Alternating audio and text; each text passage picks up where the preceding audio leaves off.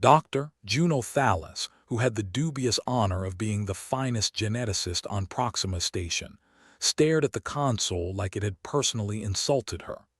The damn thing was beeping out a Morse code of impending doom, but she was finding it hard to care about the alien invasion when she hadn't had her coffee yet.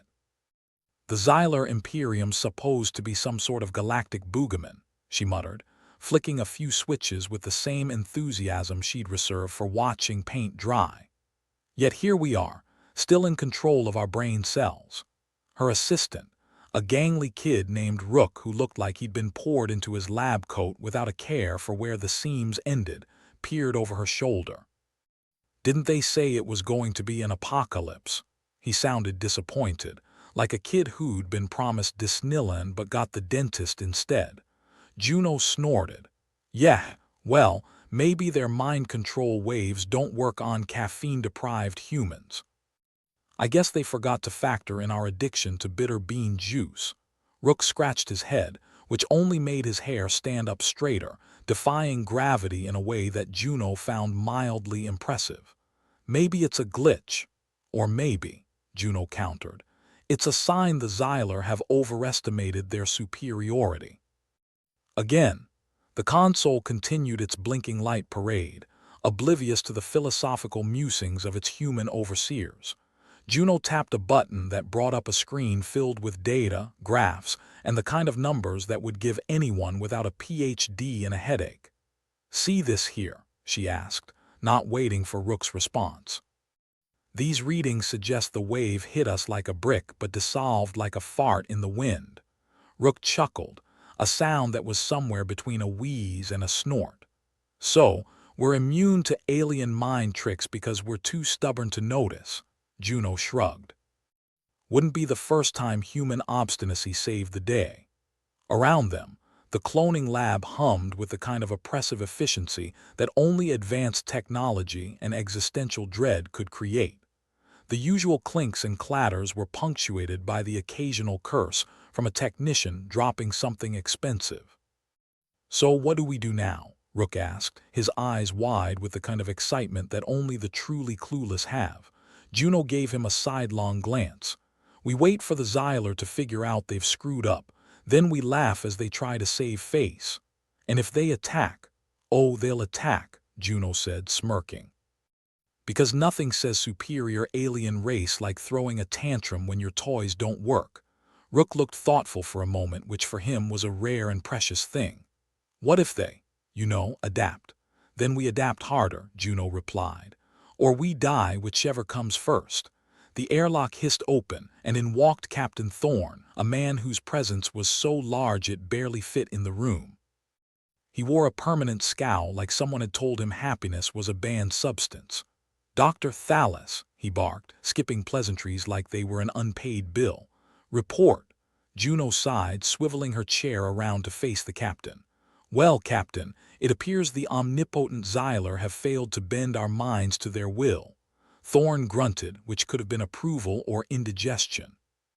Any idea why? Best guess. Juno leaned back, folding her arms. Their waves about as effective as a wet noodle. Thorne's lips twitched, almost forming the ghost of a smile before it died a quick death. And the clones, alive and kicking, she replied. Though some of them are starting to ask existential questions. You might want to prepare for a philosophical debate, he groaned. Last thing we need is a clone existential crisis. God knows we've got enough of those ourselves. Tell me about it, Juno said, rolling her eyes. I heard one of them asking about the meaning of life yesterday. I told him to ask again after his first paycheck. Thorne glanced at Rook, who was now pretending to be fascinated by his own shoelaces. And you? Rook started, realizing the question was directed at him. I think we're immune because we've got thicker skulls, Juno snickered. He might be onto something there. Thorne nodded, his expression as unreadable as a politician's promises. Keep me updated. As he left, Rook let out a breath he'd been holding. He scares the hell out of me, he admitted. He scares the hell out of everyone, Juno said. That's his job. They returned to their work, the console bleeping its insistent little alarms. Juno watched the data scroll across her screen, her mind racing through possibilities. Why had the wave failed? And what would the Xyler's next move be? Think we'll get hazard pay for this? Rook asked, breaking her concentration. If we survive, Juno replied, not really believing it. Though knowing our luck, they'll just give us a medal and a pat on the back. Great, Rook muttered. I'll make sure to hang it on the wall of my escape pod. Juno chuckled, though the sound lacked real humor. Welcome to life on Proxima Station, where the pay's lousy, the cough is worse, and the universe is trying to kill you on a daily basis. They fell into a silence filled only by the quiet whirring of machines and the distant chatter of the station as the crew went about their business, oblivious to just how close they might have come to becoming mindless drones to an alien empire. Yet despite the odds stacked against them, there was something oddly comforting about their situation. They were human after all, stubborn, difficult, and entirely too snarky to be cowed by a bunch of overconfident aliens. You think we'll ever figure out why the wave didn't work? Rook asked after a while. Juno shrugged, a gesture as much a part of her as her own skin. Maybe, maybe not. But I do know one thing. What's that? She grinned, a wicked, feral thing. The Xyler are going to have a hell of a time trying to figure us out. As if on cue, the station's alarms blared, a cacophony of noise that could only mean one thing. The Xyler were back, and this time they weren't asking nicely. Juno stood, her chair clattering to the floor as she grabbed her datapad and motioned for Rook to follow. Looks like we're about to find out what they are really made of. Rook gulped, but there was a glint of determination in his eyes. Think we'll make it? Maybe, Juno replied. Or maybe we'll go down in a blaze of glory. Either way, it's going to be one hell of a show. And with that, they were off, racing through the corridors of Proxima Station as the universe reminded them once again just how little it cared for their survival. But if there was one thing humanity excelled at, it was surviving against the odds. And if that meant flipping the bird to an entire alien empire, then so be it. Welcome to the fight, Juno muttered under her breath, a fierce grin on her face. Let's show these bastards what it means to be human. Doctor. Juno, Thalas, and Rook barreled down the corridors of Proxima Station like it was last call at the pub. The alarms wailed their obnoxious tune, the perfect soundtrack for another day in the dystopian paradise of space. They skidded to a halt outside Lab 42, where a sign helpfully declared, "If lost, blame the intern." "Oh, look," Juno said, not bothering to hide the sarcasm in her voice. "Our tax credits at work." Rook was already at the door controls, pressing buttons like he was trying to hack his way into his ex's social media. Finally, the door whooshed open, revealing Eris Vanto hunched over a console, her fingers flying across the keyboard like she was playing a particularly aggressive piano concerto. "Hey, Eris," Rook called, panting slightly. "Guess what? The Xyler Imperium's back for round 2. Eris didn't look up. "Tell them I'm busy," she said, her voice as dry as the desert planet she'd grown up on. "Maybe they'll leave a message," Juno smirked, stepping into the lab. "If only it were that easy. What have you got?" Eris finally glanced up, her eyes narrowing as if she could laser focus them into solving problems. "We've got anomalies, genetic markers that weren't there yesterday. It's like someone's been doodling in the DNA. Fan-freaking-tastic," Juno muttered, rubbing her temples. And just when I thought this day couldn't get any better, Darek Keel, the security chief who could make a brick wall look emotional, joined them, his presence a comforting mix of grim determination and the kind of humor that could cut glass. "We've got incoming," he rumbled, yanking his thumb over his shoulder. "Xyler ships, and they're not here to discuss our mutual interests." "Of course they aren't," Juno replied. "Because diplomacy is for people who aren't compensating for something." Keel's mouth twitched in what might have been a smile. "What's the plan, Doc?" Juno sighed, looking at the team assembled around her. "Eris, keep digging into those genetic markers. If there's any way we can use them to our advantage, I want to know yesterday. Rook, get me a status update on our defenses." "And Keel," she said, meeting his steady gaze, Make sure we're not all about to become a Xyler science experiment.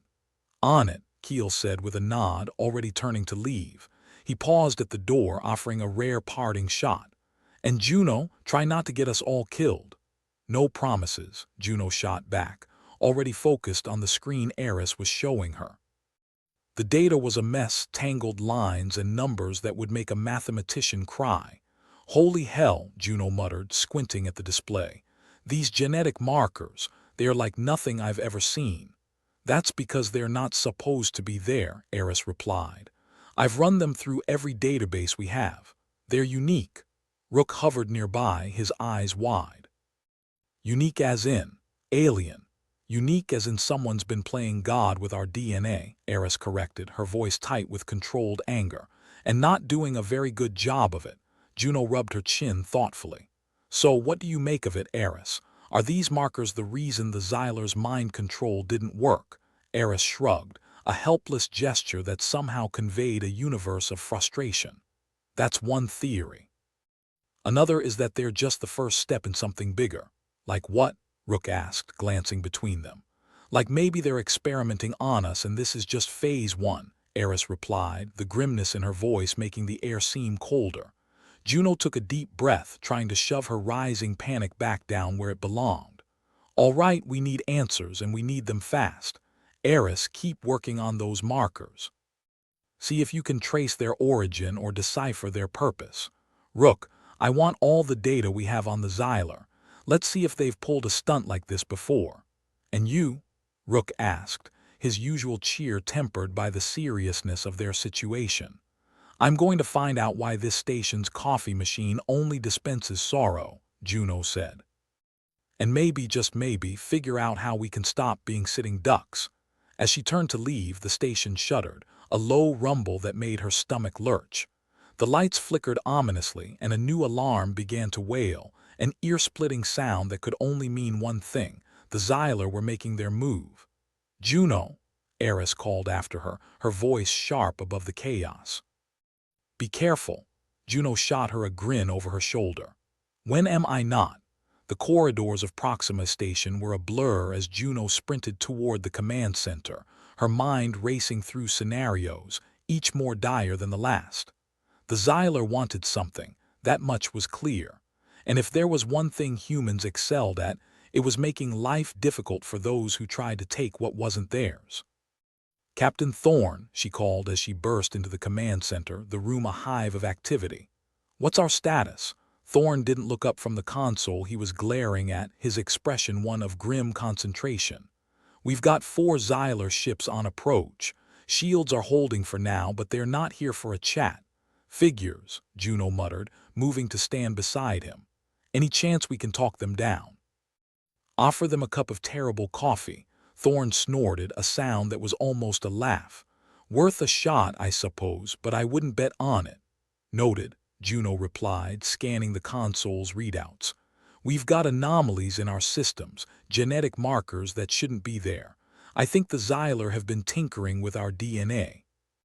And I'm betting that's why their mind control didn't work. Thorne's eyes flicked toward her, sharp and assessing. You think they're trying to fix it? Probably, Juno said with a shrug. Or make it worse. Hard to tell with aliens who think they're God's gift to the universe.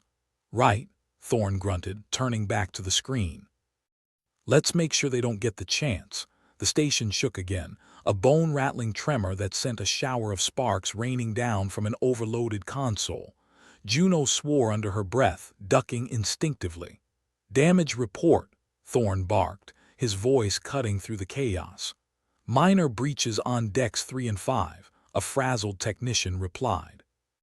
Nothing we can't handle, but we're pushing it. Keep on it, Thorne ordered before turning to Juno. We need to hold them off long enough for you to figure out what those markers mean. Working on it, Juno promised, though she had no idea how she was going to make good on that vow. The deck plates trembled again, another reminder of the Xyler's presence. Outside the station's hull, space battles raged in silent fury, the Xyler ships dancing dangerously close.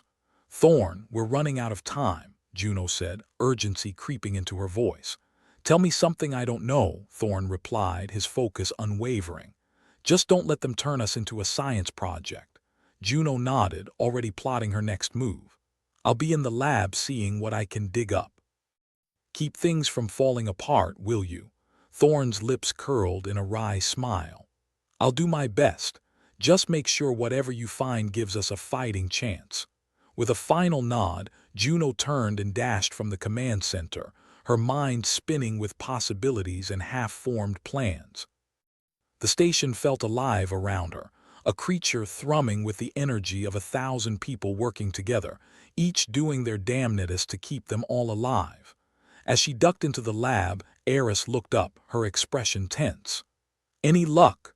Depends on your definition, Juno replied, moving to the console. Thorne's holding them off, but we need answers and we need them now. Eris nodded, her fingers flying over the keyboard. I've been cross-referencing the markers with known alien genomes.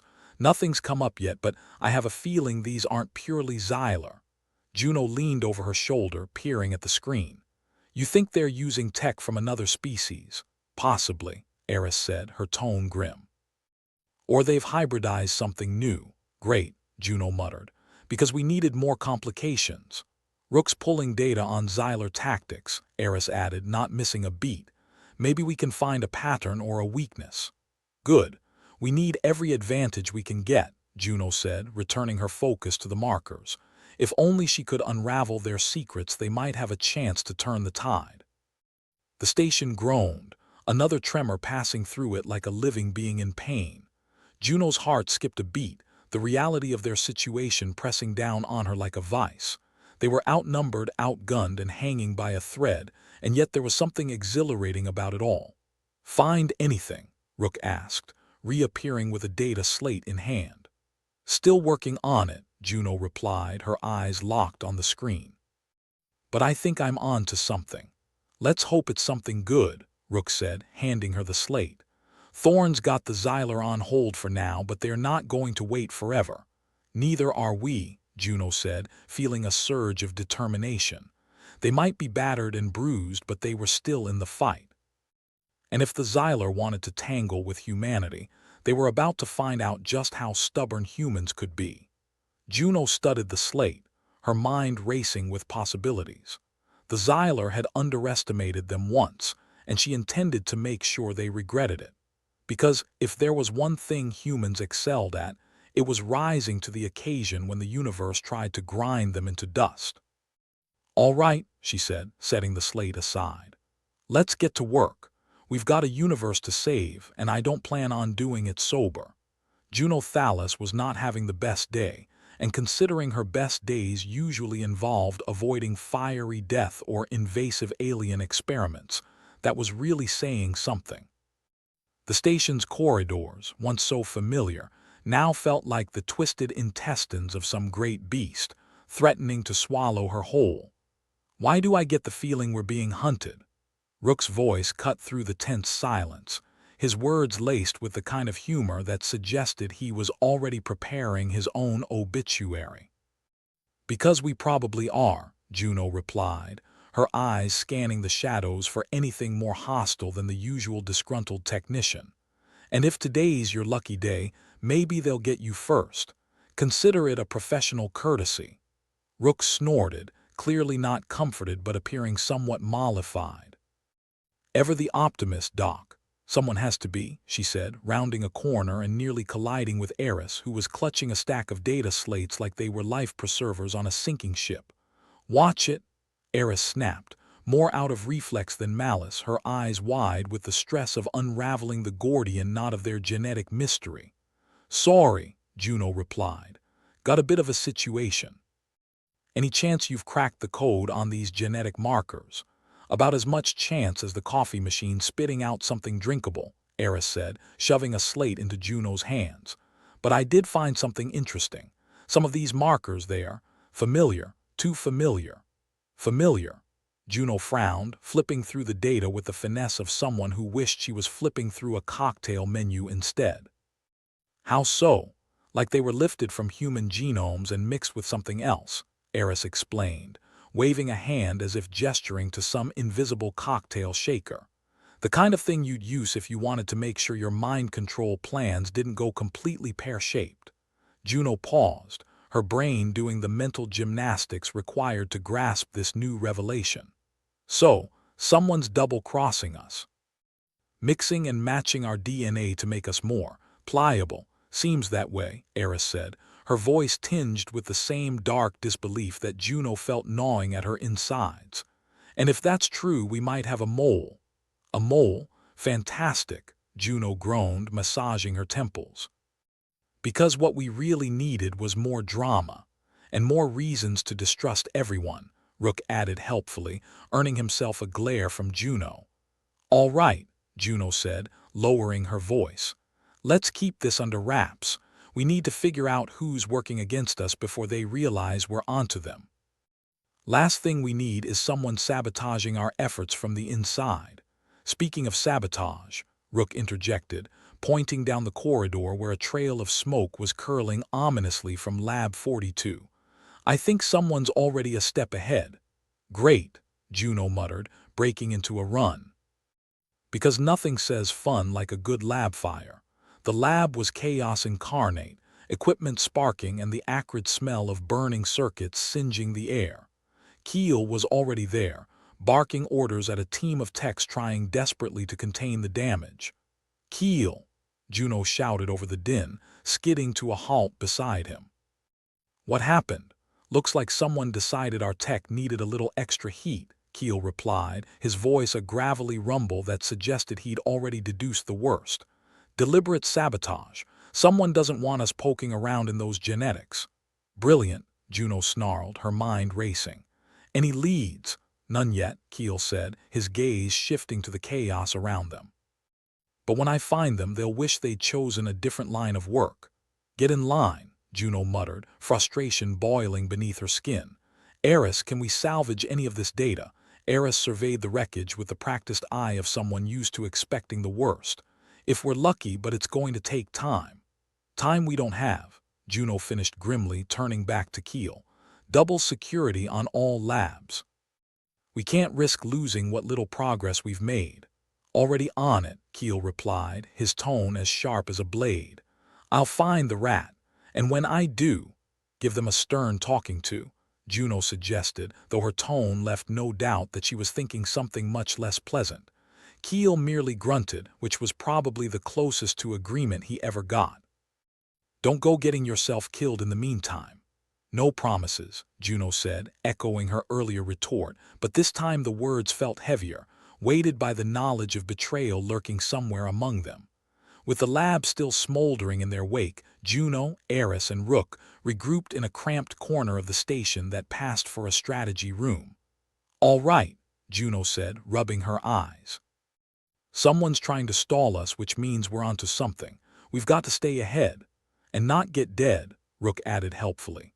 That too, Juno allowed, a wry smile tugging at her lips despite it all. Eris, any chance you can work your magic and backtrace those markers? I'll do my best, Eris said, though her voice was laced with the weariness of someone who hadn't slept since the last alien invasion. And Rook, Juno continued, turning to him, keep your ears open and your fingers near anything you can hack. If someone so much as sneezes suspiciously, I want to know about it.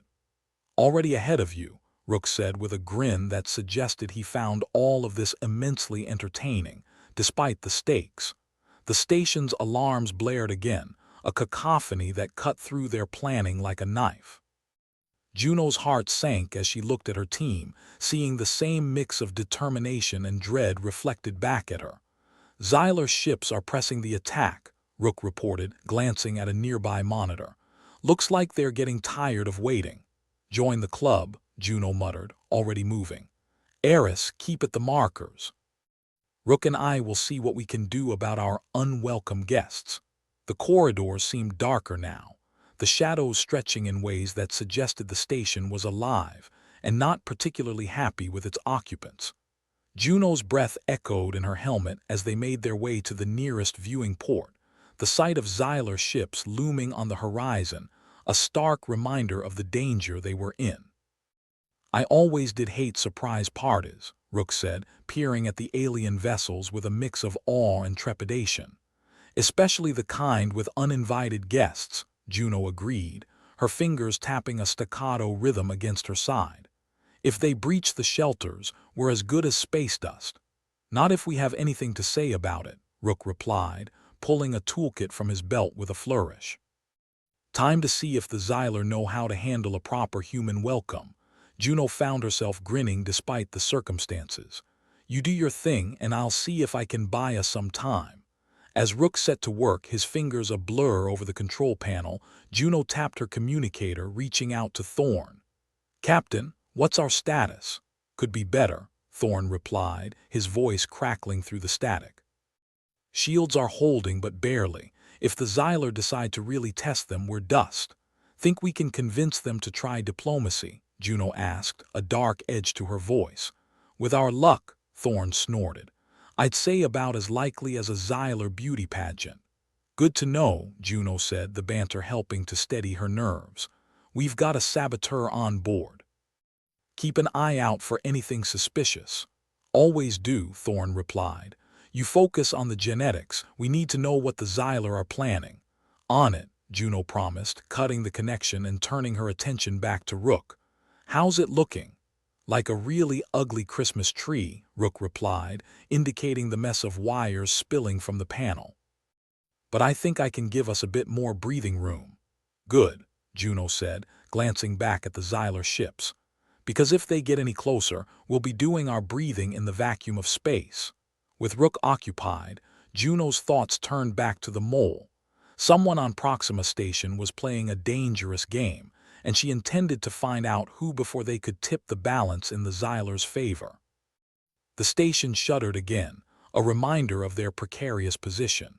Juno took a deep breath, trying to ignore the weight of responsibility pressing down on her shoulders. They were outnumbered, outgunned, and one misstep from total annihilation. But humans were nothing if not stubborn, and she intended to see them through this mess, one grim punchline at a time. Juno paced back and forth in the dim strategy room that smelled faintly of burnt coffee and desperation. Rook was still fiddling with his toolkit, a tangled mess of wires that looked like an electrician's nightmare. Eris was bent over her data slates as if sheer willpower could magically unscramble the genetic spaghetti they were dealing with. All right, we've got aliens knocking on the front door and a potential saboteur having a dance party in our labs, Juno said, her voice tinged with that special blend of sarcasm and caffeine deprivation. What's next? A plague of space locusts. Don't tempt fate, Rook replied, not looking up from his work. Fate's been on a bit of a hot streak lately, and I'd hate to give it any more ideas. The station creaked ominously, like an ancient ship on a stormy sea, reminding everyone just how fragile their situation was. Eris groaned, rubbing her temple with a thumb that was probably more used to pressing buttons on a console than massaging stress knots. These markers, they aren't just genetic anomalies. They're a blueprint, Juno echoed, frowning. For what? World domination, an intergalactic bake sale. Eris sighed, the sound carrying all the weight of someone who'd been suckered into working overtime without the benefit of time and a half. For hybridization, human and Xyler genetics, someone's trying to make us blend. Rook snorted. Because the one thing we need in life is to be more like the galaxy's biggest assholes. Makes perfect sense. Juno nodded, her eyes narrowing as her brain churned through this new nightmare. So, someone on this station is helping the Xyler turn us into them, or something like them. And not the cool, tentacle-waving kind, Rook chipped in. More like the invade your brain and use your body like a cheap rental kind. Great, Juno said, with all the enthusiasm of someone learning their vacation had been canceled. Just when I thought the day couldn't get any better. Suddenly, the room shuddered violently, lights flickering as if trying to decide whether to stay on or give up entirely. Rook stumbled, catching himself against a console with a muttered curse. What now? That'd be the Xyler reminding us they're still here, Eris said dryly, her tone as dry as the desert planet she hailed from. And they're not fans of waiting. Okay, new plan, Juno declared, pushing away the exhaustion that threatened to swamp her. We need to find out where this hybridization lab is. If we can locate the source, we might have a chance at shutting this whole thing down. And then what? Eris asked, skeptical but game. Undo the damage with a magic wand, Juno shrugged. You got a better idea. Right now, Eris replied. I'd settle for a stiff drink and a one-way ticket off this station. Get in line, Juno muttered, already heading for the door. Rook, see if you can pull up any hidden lab locations from the station schematics. Eris, keep working on those markers. If we can pinpoint where the modifications were done, we might have a shot. Sure thing, boss, Rook said, cracking his knuckles dramatically as he went to work on the terminal. Time to see if I can outsmart a military-grade security system. Piece of cake, Juno retorted, with a confidence that was mostly bravado. Just like hacking your grandma's email, except with more explosions if I screw it up, Rook shot back, hands flying over keys with the kind of reckless grace that only came with being half crazy or overly caffeinated. All right, got something. A hidden sublevel between decks 7 and 8, listed as maintenance but the logs say otherwise. Maintenance? Juno snorted. Yeah, and I'm a ballerina. Let's check it out. If it looks like a lab and smells like a lab, then it's probably a lab, Eris finished, getting to her feet and stuffing data slates into her bag like a student cramming for finals. The corridors were eerily empty, a silence that was anything but comforting. The air was tense, charged with the kind of anticipation that usually came before a storm or a massacre. As they moved, Juno could swear she saw shadows moving at the corner of her vision, but every time she turned, there was nothing. Just the same old flickering lights and stale, recycled air. It's too quiet, Rook murmured, echoing Juno's thoughts. Like the calm before the Xyler blow us out of the sky. They'll have to find us first, Juno replied, hoping that sounded more confident than she felt. And I plan to have a few surprises ready when they do. They reached the maintenance hatch, a rusted old relic that looked like it had been installed when the station was still new and promptly forgotten. Rook popped the panel with a satisfying click, and they descended into the guts of Proxima Station, a place that smelled of old metal and neglect. Their flashlights cut through the darkness, revealing a narrow passageway cluttered with forgotten tools and obsolete tech. It was the kind of place that stories about ghosts and alien infestations were made of. Juno's skin prickled with unease, every step echoing in the confined space like a countdown. Feels like a bad horror movie set, Rook quipped, his voice a shaky attempt at levity. Next thing you know, a Xyler pops out and yells boo. Eris snorted.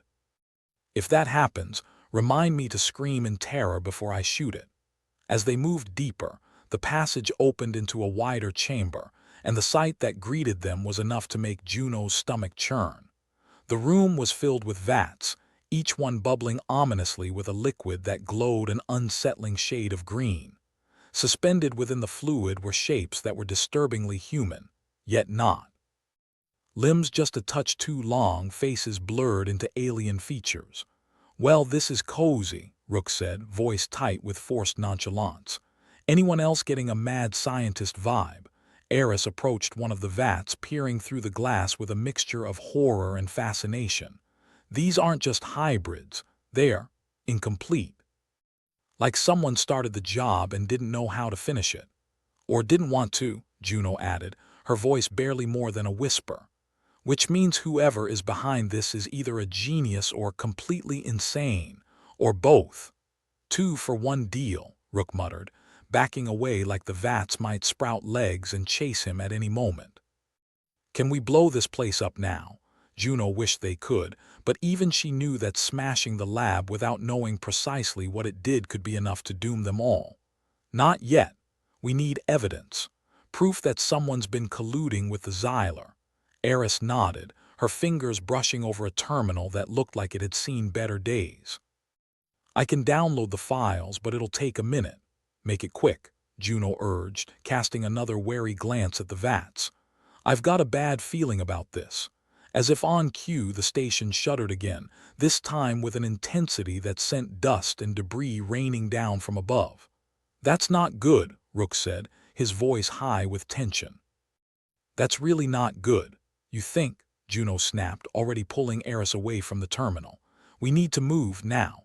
But the files, Eris protested, even as she allowed herself to be dragged toward the exit. We'll have to come back, Juno said, though the sinking feeling in her gut told her that might not be possible. Rook, can you? An explosion cut her off, the force of it slamming into them like a physical blow. The floor lurched beneath their feet, sending them sprawling. The vats shuddered, cracks spiderwebbing across the glass as the green liquid began to seep out.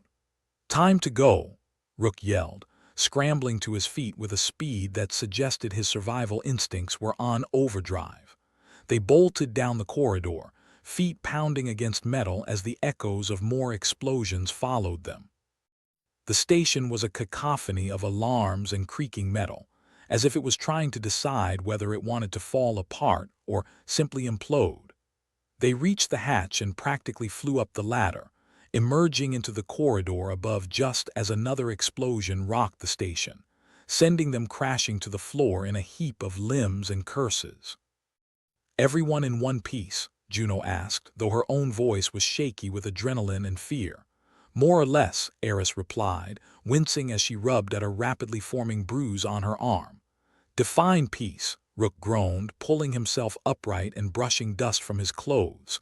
Because I think I left a few down there. Juno offered a hand, helping him to his feet. At least we know what we're dealing with now. Yeah, a bunch of pissed-off aliens and a mad scientist, Rook said, but there was a grim satisfaction in his tone. Which means we just need to figure out how to stop them before we're all toast. Sounds simple when you put it like that, Eris said, though her smile was a touch strained. So what's next? Next, Juno said, feeling the weight of leadership settle heavily on her shoulders. We regroup, figure out how to use what we know, and make sure the Xyler don't get their hands on those hybrids. And the saboteur? Rook asked, falling into step beside her as they made their way back toward the strategy room. We find them, Juno said, her voice hard with determination. And we make damn sure they can't betray us again. The station continued to shudder, each tremor a reminder of the danger that loomed. But as Juno led her team back through the twisting corridors, she felt a spark of hope, kindled by the knowledge that they weren't beaten yet. They stumbled into the old mining facility like the last drunks out of a shoddy bar, battered by the chaos above. Proxima Station was falling apart faster than a politician's promises, and the Xyler were still raining hell from above. The facility itself was about as welcoming as a tax audit, its corridors littered with the skeletal remains of outdated machinery and footprints from another era. Well, this place screams home sweet home, Rook muttered, kicking a loose bolt out of the way. It clattered down the corridor, the echoes giving a soundtrack to their desperation. If by home you mean a place where dreams come to die, Eris added, her usual dry wit tinged with exhaustion. Juno led the way, powered by adrenaline and a coffee-deprived determination that had become her default state of mind. The walls here felt less like a refuge and more like a tomb waiting for tenants. At least it's free of Xyler for now, she said, trying to inject some optimism into her voice. Yeah, but for how long? Darek Keel, their security chief, finally piped up. He'd been the quiet, brooding type, which in this situation translated to waiting for the end of the world. They'll find us. It's just a matter of time. Not if we get our act together and figure out how to stop them, Juno retorted, brushing dust from her hands. Eris, how's that data coming along? Eris sighed, pulling out her data slates which had somehow survived the journey through hell. We're still knee-deep in genetic mashups, but there's something, a pattern. If I can just isolate the sequences. Spare us the science lecture, Rook interrupted, leaning against a cold steel wall. Just tell us if we can use it to blow something up, or at least make them regret messing with our DNA, Juno added with a half-smile. Her team needed a win, something to rally behind other than sheer stubbornness. I'll take a miracle with a side of fries if you've got it, Rook said, rubbing his temples. This place feels like the last stop before oblivion. Juno watched them, her ragtag team of misfits and survivors, each one hanging on by a thread as thin as their patience. She knew they couldn't afford to fall apart now, not when they were this close to losing everything. The mining facility had one advantage: it was off the grid. A relic from a time when humans thought digging through asteroids was a good idea, it had been forgotten, which meant they might just have a chance to catch their breath and regroup. Darek paced the room like a caged animal. "If we're going to make it out of this alive, we need to trust each other," he said, his voice a growl of frustration. "And frankly, after everything that's happened, I'm not sure I trust any of you further than I can throw you. Good thing we're not asking you to start a shot-put competition," Juno shot back. "Look, I know things are bad, but if we crumble now, we're handing the Xyler a victory on a silver platter. Or a rusty one," Rook quipped. "Not sure we're fancy enough for silver." Eris was tapping away at her data slates, her face lit by the eerie glow of the screen. "There's definitely something here," she said, more to herself than anyone else. "These markers, they're not just random. They're trying to adapt human DNA to Xyler physiology."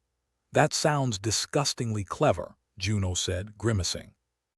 "Why can't the bad guys ever just settle for blowing up a planet?" "Too mainstream," Rook replied with a shrug. "Plus, it lacks creativity." Eris looked up, a hint of excitement in her eyes. "But it's not perfect. Their method is flawed. If we can exploit that, we might be able to disable their ability to control these hybrids." "Exploit how?" Darek asked, skepticism laced in his tone. "Think of it like trying to fit a square peg into a round hole," Eris explained. "Their genetic manipulation isn't seamless. We find the cracks, we exploit them." Juno clapped her hands together, the sound loud in the silent room. "All right, then that's our angle. We turn their own work against them." "Which sounds great on paper," Rook interjected. "But let's not forget there's a saboteur in our midst. Someone's playing for the other team." A tense silence fell. They all knew it, felt the weight of betrayal like a blade hovering overhead. Trust was as rare as a decent cup of coffee here and twice as precious. "Whoever it is, they've got a head start," Juno admitted, rubbing her temples. "But right now we focus on the science. Eris, dig deeper. Rook, see if you can secure our comms. Last thing we need is the Xyler tuning into our strategy sessions." Rook nodded, though his usual bravado was dampened by the weight of their situation. "I'll do what I can. Just don't expect miracles." "If miracles were on the menu, I'd have ordered one by now," Juno said, her smile tinged with bitterness. "Or a decent cup of coffee," Eris added, trying to lighten the mood. The mining facility held its secrets tightly, its corridors winding into darkness, whispering of forgotten times and lost hopes. As Juno moved through the maze, she couldn't shake the feeling of being watched, of shadows that danced just outside the reach of her flashlight. Their refuge might be off the grid, but paranoia had a way of creeping in through any crack it could find. The thought of a saboteur among them was like a poison, seeping into every interaction, every sideways glance. "Juno," Darek said, breaking into her thoughts. "A word," she nodded, following him to a quieter corner where the echoes of their footsteps wouldn't carry. "What's on your mind, Chief? Besides the obvious," he said, crossing his arms. "I'm worried. We're scrambling in the dark here, and if someone's feeding the Xyler intel, we're dead in the water." "I know," Juno admitted, "and it's eating me alive, but we can't act on suspicions alone. We need proof." Darek nodded, though his expression remained stony. "I just don't want us to get blindsided. We've got enough enemies without turning on each other." "It's a damn mess," she agreed, running a hand through her hair. "But we're in this together. We have to be."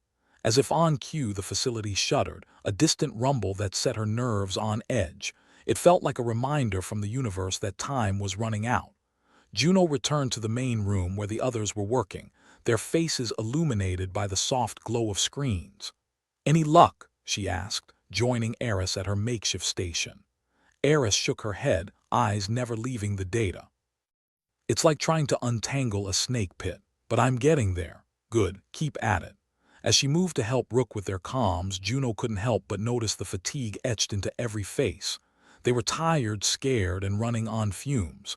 But they were still here, still fighting. In their darkest hour, it was all they could do to keep the spark alive. They worked in silence, broken only by the occasional muttered curse or sarcastic remark.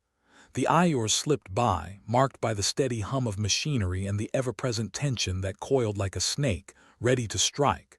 Eventually, Eris rose with a triumphant, albeit weary smile. "I've got it," she announced, drawing the team's attention. "A way to disrupt the genetic manipulation." "Are you serious?" Rook asked, disbelief warring with hope. Eris nodded, tapping the data slate in her hands. "Their method relies on a specific protein chain.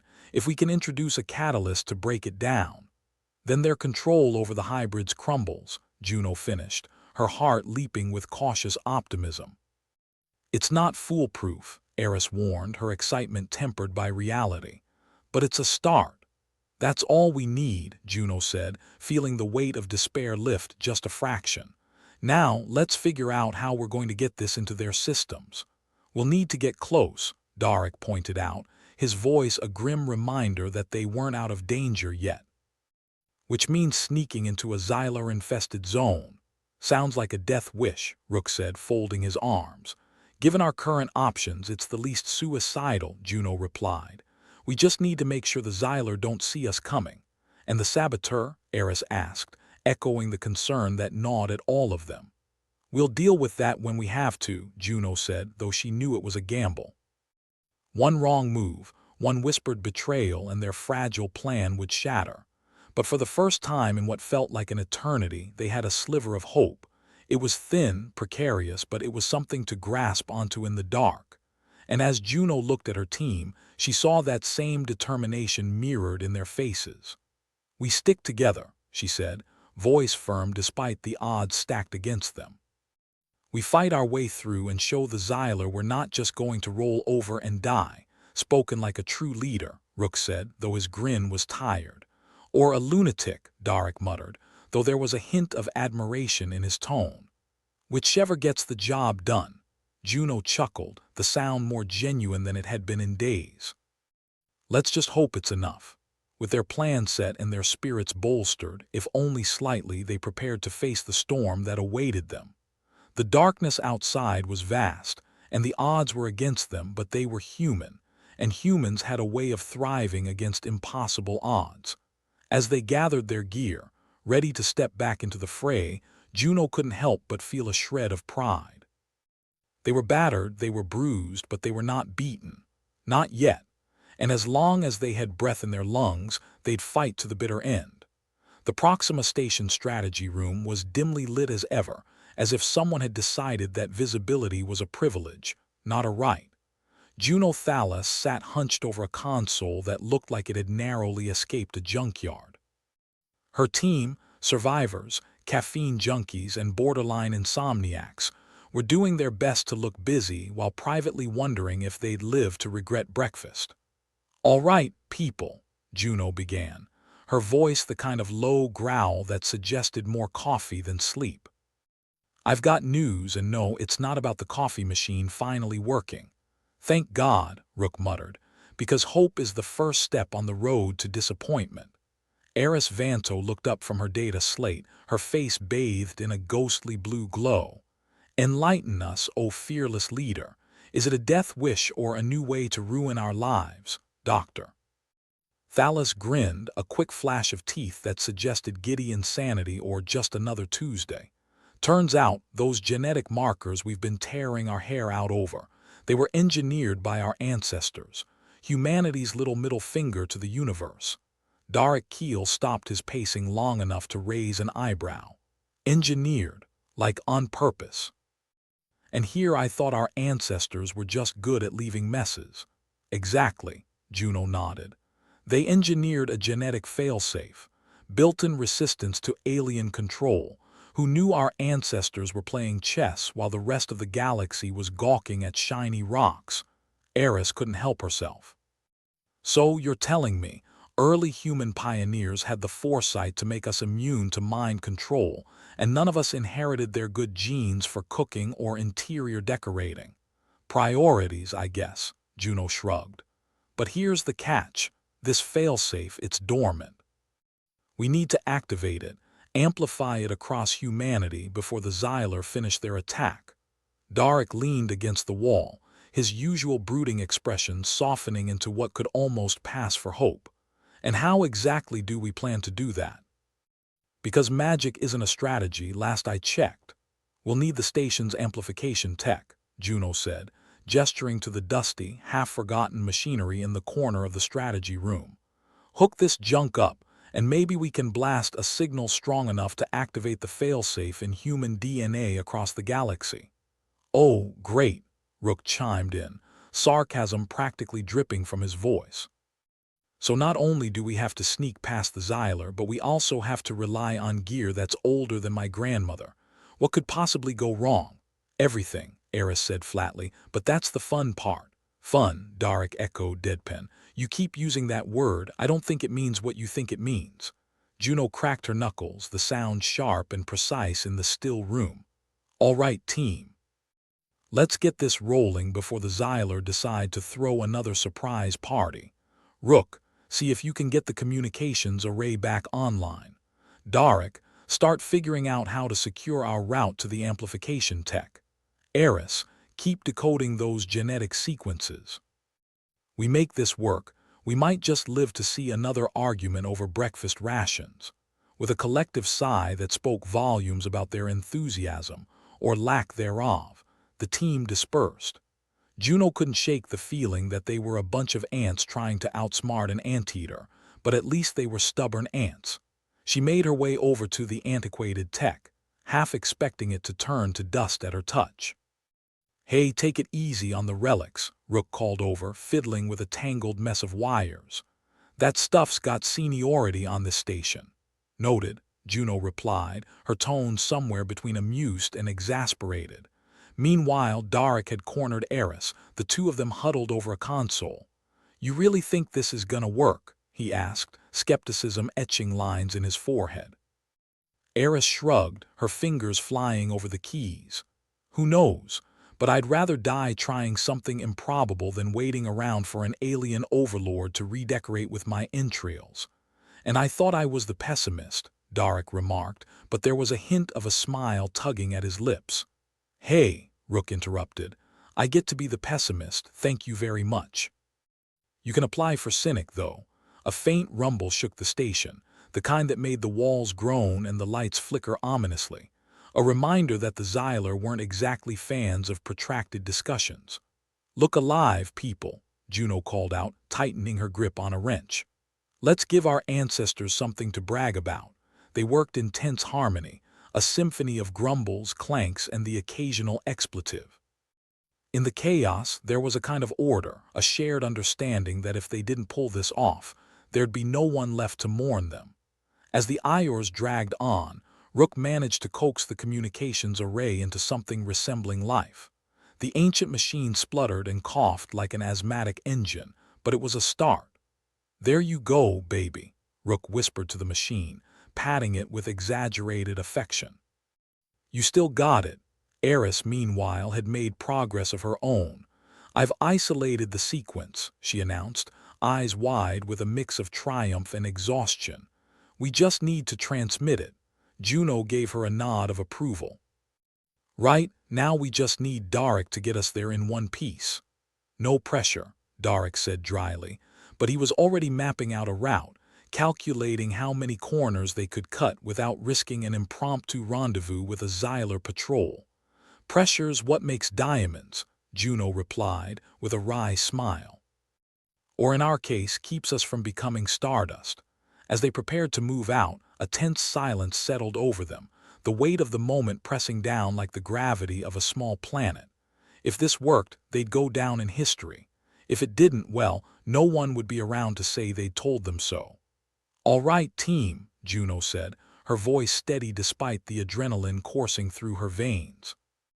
Let's go make some history, or at least die trying. Ready? Ready as I'll ever be, Rook replied, checking the charge on his sidearm. Just another day in paradise, Eris muttered, slipping her data slate into a pocket. Someone has got to redefine paradise, Darek grumbled, but there was an edge of determination in his voice.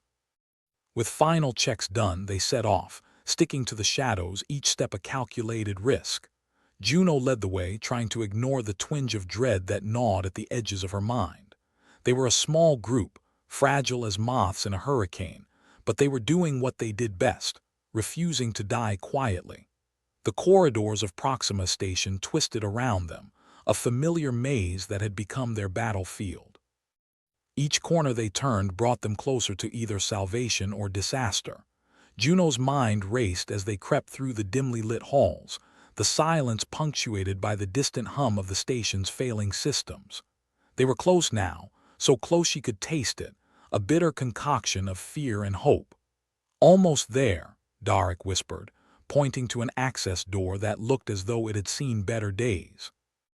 "If we can just—" A metallic clang interrupted him, the sound echoing off the walls like a gunshot, sending their nerves jangling. They froze, silent as death, listening for any sign of the Xyler.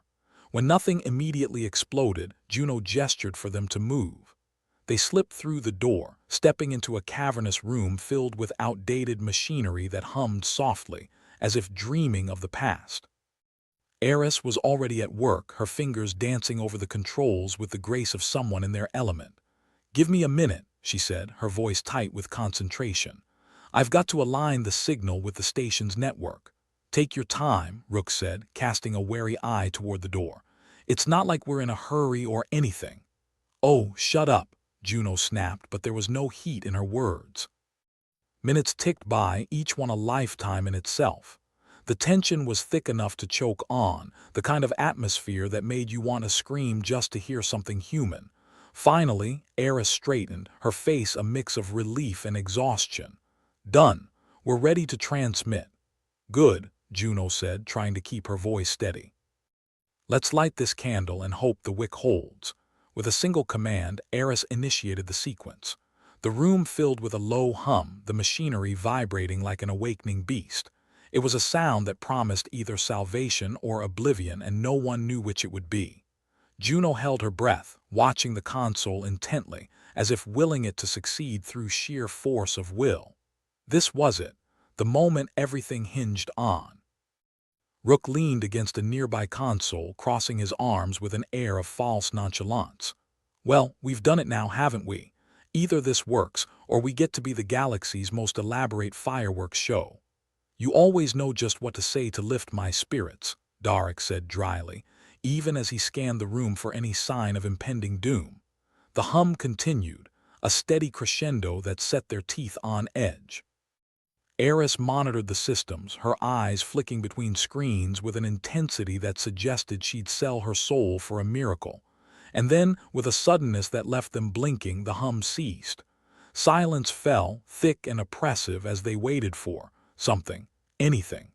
"Is that it?" Rook asked, skepticism heavy in his tone. "Shouldn't there be lights or fireworks or a marching band to tell us we didn't just doom humanity?" Juno glanced at Eris, who shrugged, her expression a mixture of hope and resignation. "The signal's been sent," she said. "Now we just wait and see if it takes." "Fantastic," Darek muttered, rubbing the bridge of his nose. "I love waiting. It's my favorite way to pass the time while potentially getting vaporized." In the ensuing quiet, the enormity of what they'd done settled over them like a shroud.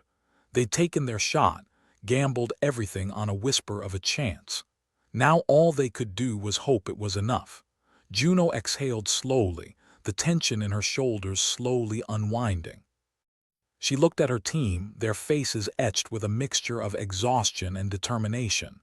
They'd done all they could, the rest was up to the universe. "Well," she said, trying to inject some levity into her voice, "here's to humanity, still kicking, screaming, and flipping the bird to the universe." Rook gave a weary chuckle. "I'll drink to that. Assuming we live long enough to find anything drinkable." "Let's get back," Juno said, leading the way out. "We might just have a chance to celebrate yet, and I promise not to make the coffee this time." With cautious optimism, they retraced their steps, the station's corridors no longer seeming quite so hostile. They'd done something extraordinary, and whatever happened next, they'd faced it together. And as they disappeared into the shadows, Juno couldn't help but feel a flicker of hope. Maybe, just maybe, they'd managed to pull off the impossible. The old mining facility loomed before them like a rusted beast, its yawning maw ready to swallow them whole. Juno squinted at the entrance, trying to ignore the way the wind howled through the gaps like a banshee with a vendetta. It was a sound that made you want to check behind you, just in case something ugly was sneaking up. "Welcome to the heart of darkness," Rook muttered, pulling a face that suggested he'd rather be anywhere else, preferably somewhere with an operational coffee machine and a lack of homicidal aliens. "You mean this isn't your favorite vacation spot?" Eris quipped, her data slate at the ready. "I'll have to cancel your reservation." "Ha ha," Rook deadpanned. "I hear the amenities are killer." Darek chuckled, a low, rumbling sound that felt more like a threat than amusement. "You two should take this on the road. Hit up every doomed outpost in the galaxy." "Tempting," Juno said, leading the way into the facility. "But I think I prefer my audiences alive." The inside of the facility was everything they'd expected. Dark, damp, and so full of creaks and groans that it seemed like the building was trying out for a role in a haunted house. Juno could almost hear the ghosts of miners past, judging them for being dumb enough to come here willingly. "Remind me," Rook said, flicking his flashlight around, "why we're here instead of enjoying some nice, cozy mind control back at the station." "Because," Eris replied, stepping over a pile of debris with practiced ease, "we need to amplify the signal. This place has the equipment, or did back when people thought mining asteroids was a good idea." "Right," Rook muttered. "Because trusting old technology never goes wrong." As they made their way deeper into the facility, the oppressive silence settled over them like a shroud. It was the kind of quiet that made you think twice about your life choices, or at least wish you'd packed a second flashlight. Finally, they reached the control room, a cavernous space filled with machinery that looked like it hadn't worked since humanity first discovered fire.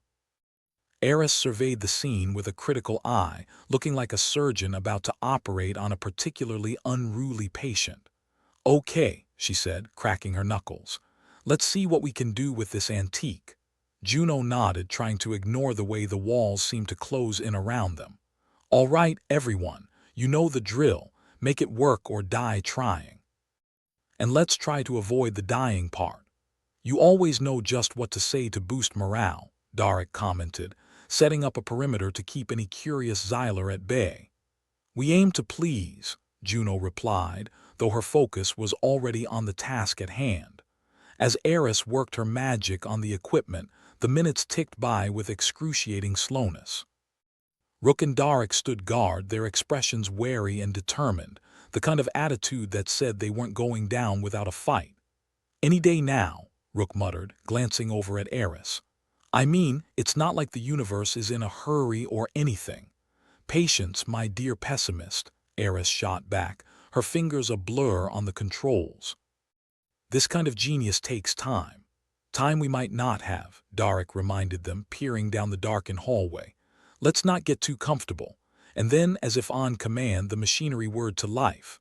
Lights flickered on, casting an eerie glow over the room, and the control panels hummed with a sound that was almost alive. "There we go," Eris said triumphantly, wiping a bead of sweat from her brow. "Now we just need to boost the signal and send it out to the colonies." "Piece of cake," Rook said dryly. "Assuming the cake is on fire and trying to kill us." Juno couldn't help but grin, feeling the adrenaline thrumming in her veins. "All right, let's do this." Once it's out, the Xyler won't know what hit them.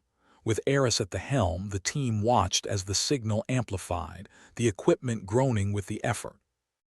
It was a sound that promised salvation or doom, and no one could tell which.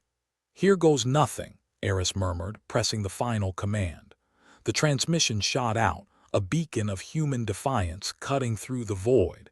It was a collective screw you to the Xyler, a testament to humanity's stubborn refusal to go quietly into the night. For a heartbeat, nothing happened. The room held its breath, a suspended moment of anticipation that felt like it could last forever. Then, a new sound filled the air, a high-pitched whine, the kind that set your teeth on edge and made you want to cover your ears. It was the sound of something big and angry being thwarted, the Xyler's mind control wave faltering like a drunk at last call. The team exchanged glances, disbelief and hope warring on their faces. Had they actually done it? Had they pulled off the impossible? Looks like we might live to regret this after all, Darek said, a grin spreading across his face. Don't jinx it, Rook warned, though he couldn't quite hide his own look of astonished relief. But before they could celebrate, a familiar rumble shook the facility, the kind that suggested the Xyler weren't quite done with them yet. Time to go, Juno said, her voice cutting through the chaos. We did what we came to do. Now let's get out of here before they decide to make us part of the decor. With the facility shaking around them, they made their way back through the darkened halls, the sound of pursuit close on their heels. But this time they weren't running in fear, they were running in defiance. Think they'll follow us all the way back to the station? Eris asked, her breath coming in short, sharp bursts. Let them try, Juno replied, adrenaline fueling her steps. We've got a few surprises left. As they burst out into the open, the facility collapsing behind them like an old man's cough, Juno couldn't help but laugh. It was a wild, reckless sound, full of relief and the kind of insanity that only came from cheating death. They'd done it. They'd turned the tide. And whatever happened next, they'd face it together. Back on Proxima Station, the atmosphere was tense, the kind of charged air that made you want to duck and cover just in case. The team gathered in the strategy room, the smell of burnt coffee and desperation lingering like an old friend. Well, that was fun, Rook said, collapsing into a chair with the grace of a dead fish. Let's never do it again. Agreed, Juno replied, though her eyes were bright with triumph. But at least we know we can. Eris leaned back, her data slate in hand. Reports are coming in from the colonies. Looks like the signal did its job. The Xyler are pulling back. Darek nodded, his expression one of cautious optimism. Looks like they didn't count on us fighting back. We're full of surprises, Juno said, her voice a low growl. And they're just going to have to get used to it. For a moment they sat in silence, the weight of what they'd achieved settling in. They'd face the darkness and come out on the other side, blooded but unbowed. To humanity, Rook said, raising an imaginary glass. Still here, still kicking. And still raising hell, Eris added, her smile a sharp, dangerous thing. They clinked invisible glasses, a silent toast to the madness that was their lives and the stubborn refusal to let the universe have the last word. Outside, the stars shone indifferently, the vastness of space a reminder of how small they were in the grand scheme of things. But for now, they'd made their mark, a signal blaring into the void, a reminder that humanity was far from finished. As the station settled into an uneasy calm, Juno leaned back, her eyes closing for a moment of stolen peace. There was still a fight to be had, a galaxy to defend, and she knew they'd be ready. After all, they were just getting started. Proxima Station was a mess, a glorious one. Metal debris littered the corridors like some kind of avant-garde art installation that no one had asked for. The air still smelled faintly of burnt coffee, a scent that had somehow become comforting, like an old sweater that reeked of mistakes but fit just right. Doctor, Juno Thalas surveyed the chaos with the satisfaction of someone who had pulled off a high-stakes poker bluff with nothing but a pair of twos. The Xyler had retreated, their mind control attempts faltering like a bad relationship after too many years. Humanity had survived another close call, through ingenuity, sheer stubbornness, and a total disregard for the odds. So, what now? Rook asked, leaning against a wall with the casual grace of a man who had once napalm-bombed an entire alien encampment because they forgot to say please. Now, Juno replied with a smirk, we rebuild this scrapyard and make it look like a proper station again. Maybe one with a coffee machine that doesn't double as a flamethrower. Ambitious, Eris quipped, her data slate still in hand, now displaying the myriad of repair tasks that lay ahead. We could always just paint over the rust and call it vintage, and miss the chance to electrocute ourselves on ancient wiring, Darek interjected, his voice dripping with sarcasm. Perish the thought. Hey, if the Xyler come back, we can just short-circuit the whole place and make them think twice, Juno suggested. Who doesn't love a good self-destruct sequence? The team shared a laugh, sharp, a little bitter, but undeniably genuine. In the aftermath of narrowly avoiding extinction, humor was a lifeline, a reminder that they were still here, still kicking, still human. The strategy room, once a place of grim desperation, now buzzed with a cautious optimism. Colony leaders were scheduled to arrive soon, eager to discuss the newfound alliance against any alien reoffenders. It was a moment ripe with potential, and Juno knew that the fate of humanity was once again in their hands. At least this time they had a few more cards to play. Think they'll be on time? Rook wondered aloud. Politicians aren't known for their punctuality. Maybe they're just waiting for us to fix the plumbing, Eris said, tapping furiously at her slate. I hear the smell of sewage really enhances diplomatic negotiations. Hey, it's not a diplomatic summit without a little aromatherapy, Darek added with a chuckle. Juno snorted. We'll make do. If there's one thing we're good at, it's surviving despite the odds and the smell. As they waited for the colony leaders to arrive, Proxima Station buzzed with activity and the kind of organized chaos only a human effort could pull off. Engineers, mechanics, and volunteers, everyone pitched in, patching up the station with whatever they could find, be it duct tape, string, or sheer willpower. Rook took to overseeing the perimeter defenses, ensuring that if the Xyler decided to stage an encore performance, they'd be met with a wall of human resolve and maybe some homemade explosives. Can't be too careful, he muttered.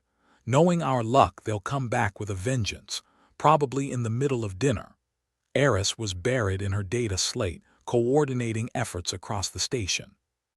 The colonists were sending resources, rare metals, medical supplies, and even some decent coffee beans, which was celebrated like a minor miracle. Look at us, she mused, the most mismatched family in the galaxy, and yet here we are ready to take on anything. Misery loves company, Darek replied, his hands greased from working on the station's ancient, wheezing systems. But I guess underdogs stick together too. And we're top dogs of the underdogs, Juno said, watching the flurry of activity with a sense of pride. We've got grit, and that's more than enough. As the day wore on, the colony leaders arrived, each one looking like they'd seen better days, but carrying with them the hope of something more. They gathered in the strategy room, a motley crew of survivors and dreamers, ready to forge a path through the chaos. Juno stood at the head of the room, feeling every eye on her. It was the kind of attention that made you want to double-check your fly, but she met it head-on, because if there was one thing she was sure of, it was that humanity wasn't done surprising the universe. Welcome, she began, her voice steady, to the start of something new. We've faced the impossible and come out stronger. The Xyler thought they could break us, but they forgot just how stubborn we can be. A murmur of agreement rippled through the room. Rook gave a small nod, arms crossed like a bouncer at a particularly rowdy nightclub. Eris's fingers danced on her slate, capturing every word for posterity or maybe just for a later laugh. We've shown that we can hold our own, Juno continued, pacing the length of the room like a caged lion. And now it's time to take that strength and turn it into something lasting. An alliance, a pact, whatever you want to call it. We're in this together, and together there's nothing we can't face. The room was silent for a beat, the kind of silence that makes you wonder if you've just botched a punchline. Then slowly, one by one, the colony leaders nodded and the tension eased, replaced by a shared determination. Darek grinned, the kind of grin you wore when you realized the universe had underestimated you. Looks like we might just pull it off. Eris leaned back in her chair, a satisfied smirk playing on her lips. Guess they'll have to change the history books. Humans, cockroaches of the galaxy. Hey, Rook said, mock-offended, I prefer survivors. The meeting continued, plans drawn, alliances forged, and for the first time in a long time the station felt alive with possibility. The future was uncertain, sure, but they had each other, and that, Juno thought, was more than she could have hoped for. As the crowd dispersed into the maze of Proxima Station, Rook sidled up next to Juno, his expression a mixture of approval and the kind of skepticism that usually followed a dodgy second-hand hovercraft purchase. "Think we'll actually pull this off?" Juno shrugged, a grin tugging at her lips.